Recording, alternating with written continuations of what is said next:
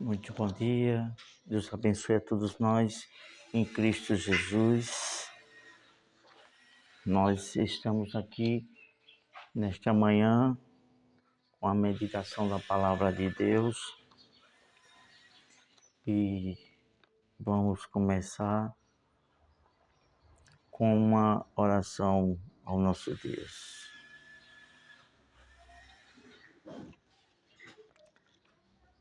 Senhor, nosso eterno Deus e Pai, pedimos por Tua infinita graça e bondade, Tua inspiração para esta meditação, para que cada um de nós que vamos participar possamos ter o entendimento e também ter o devido temor para praticar Tua vontade.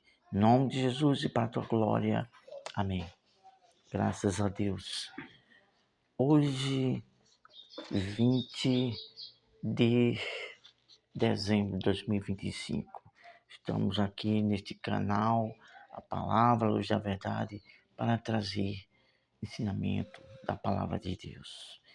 E hoje iniciaremos um tema com 3 partes, porque é uma mensagem muito prolongada. Nós dividimos em 3 partes.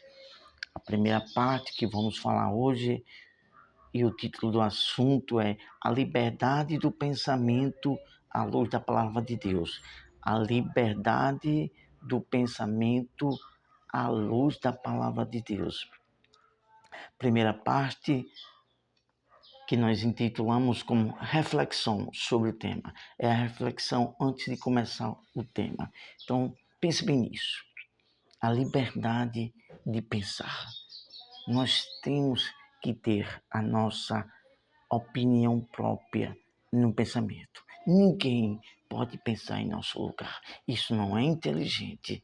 Então, ao discorrer dessa meditação, todos nós entenderemos melhor o que é isso.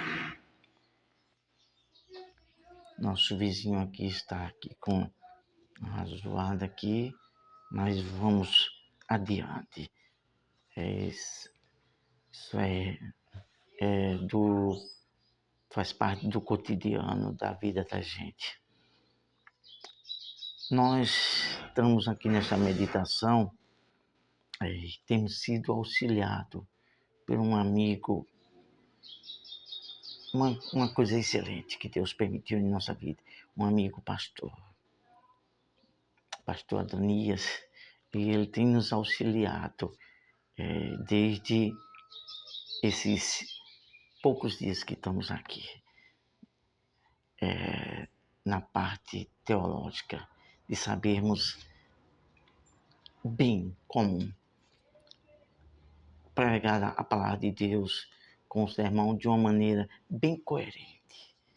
Louvado seja Deus por a vida desse amado pastor.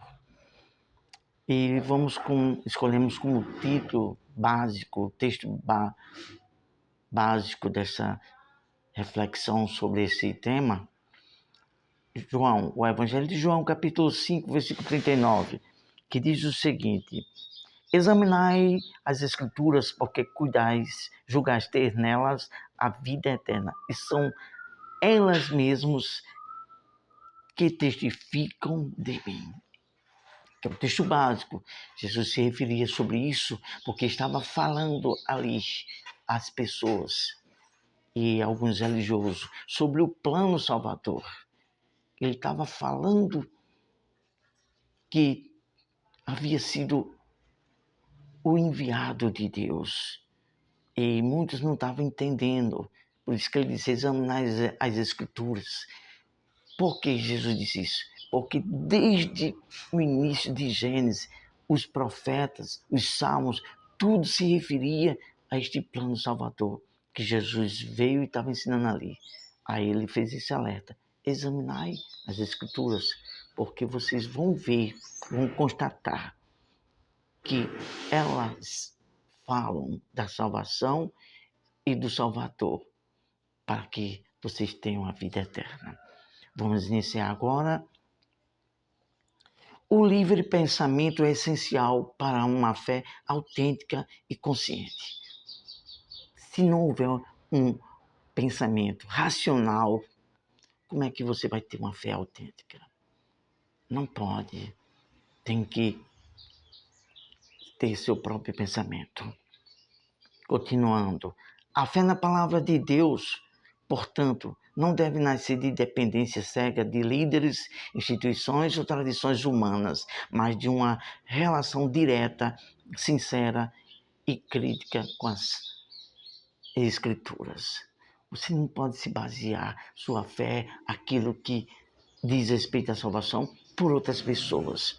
Você tem que ter base própria, você mesmo tem que examinar, tem que ter sua própria fé pelo que está escrito na palavra de Deus. Você tem que conferir, constatar se é isso mesmo que está falando sobre a salvação, se tem coerência com as Escrituras Sagradas. Continuando, a Bíblia não condena o ato de pensar ou examinar. Pelo contrário, valoriza aqueles que buscam compreender a verdade. É o maior interesse de Deus que você conheça a palavra de Deus, conheça a Deus e a verdade. O livro de Oséias, se não me falha a memória, o capítulo 4 ou 6, que diz assim,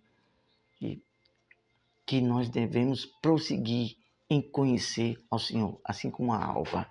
Então, é do maior interesse de Deus. Então, tem que se examinar as Escrituras. Bom, continuando aqui, em Atos, capítulo 17, versículo 11, que é um dos textos básicos dessas três partes com este assunto que vamos nos referir ao longo desses dias. Atos capítulo 17 e 11 diz assim: os bereanos são elogiados porque receberam a palavra com avidez, examinando diariamente as Escrituras para ver se as coisas eram de fato assim como Paulo estava ensinando. Eles pegavam a Bíblia, Paulo falava uma coisa, eles pegavam as Escrituras e iam olhar se aquilo que Paulo estava falando se coadunava, se realmente estava escrito, se era do jeito que ele estava falando. É assim, tem que ter uma fé sensata. Você tem que examinar quem está falando, o que está pregando, se verdadeiramente se encaixa com as verdades de Deus. Senão, a gente não pode dizer amém para qualquer coisa que alguém esteja falando de Deus. Você só pode dizer amém se você examinar e ver que tem veracidade, tem respeito, tem consideração, seriedade e pureza de Deus para aquilo que está falando com verdade a palavra de Deus. Continuando.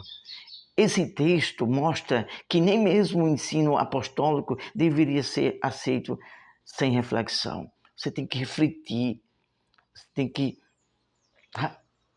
raciocinar, a gente tem que meditar naquilo que está sendo falado para ver se verdadeiramente tem base bíblica, se tem verdade de Deus. Continuando. Outro apoio bíblico encontra-se em 1 Tessalonicenses, capítulo 5, versículo 21. Examinai tudo, o apóstolo Paulo diz, examinai tudo e retende o que é, e retende o bem.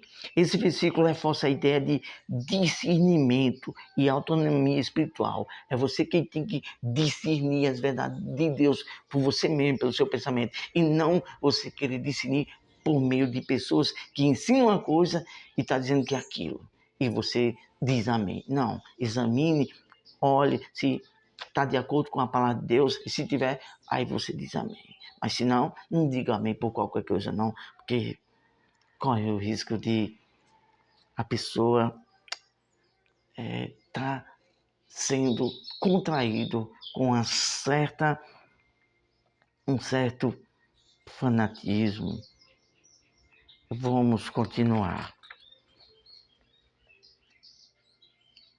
Além disso, em João, capítulo 8, versículo 32, afirma: conhecereis a verdade e a verdade vos libertará.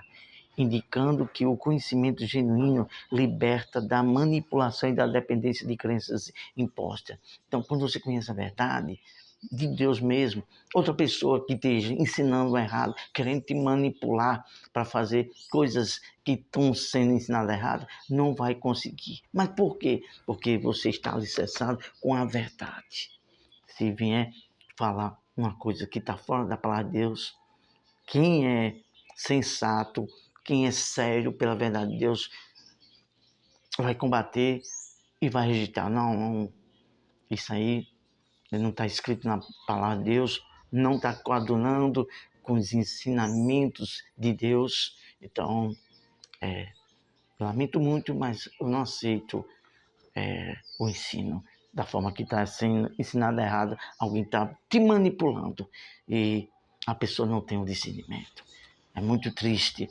Há muitas pessoas que precisam pedir encarecidamente com humildade: Senhor, me dá um discernimento da interpretação da tua palavra. Foi assim que nós fizemos no início da nossa fé.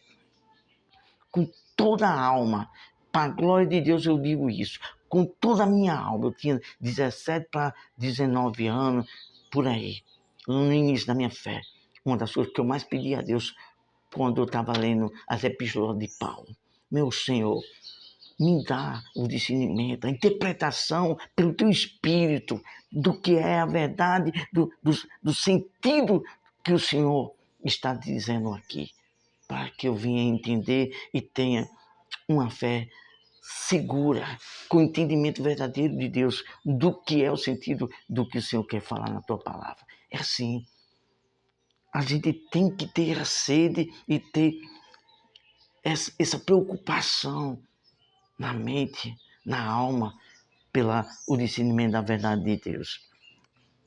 Terminamos aqui com esta outra pontuação aqui.